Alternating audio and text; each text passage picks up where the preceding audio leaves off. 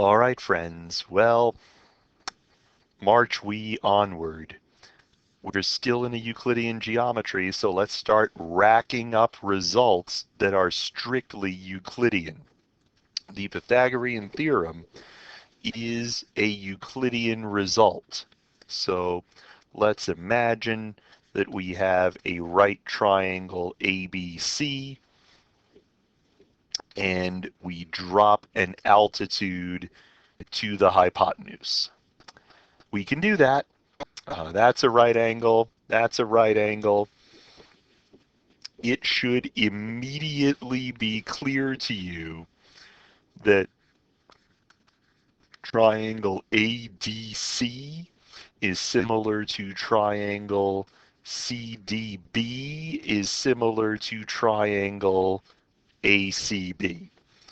That should immediately follow. The little triangles, all of the triangles are right angles. The little one shares this angle with the big one. This little one shares this angle with the big one. So all three triangles are similar by angle-angle similarity. So because the triangles are similar, it follows that AD is to AC as AC is to AB. That's true. AD is to AC, AC is to AB, right? First and second letter, first and second letter, first and third letter, first and third letter. And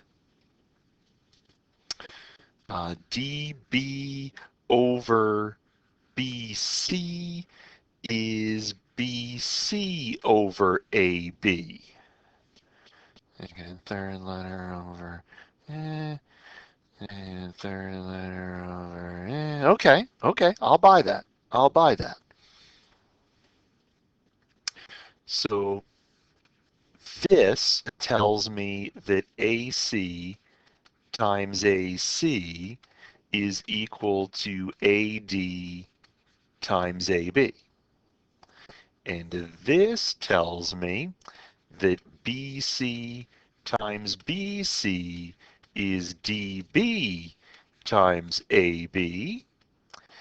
And that means if we add AC times AC, that's this leg squared.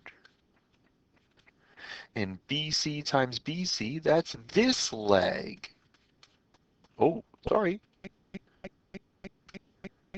This leg squared is equal to, that's AB. What's this? This is AD plus DB. This is AB. So that's AB times AB. That's AB squared. And the Pythagorean theorem is established. The Pythagorean theorem is established, but it depends on Euclidean geometry. It depends on us being able to set up similar triangles with sides in proportion. If we're not in a Euclidean geometry, we don't have the Pythagorean theorem. So that's important. Okay, next up, trigonometry.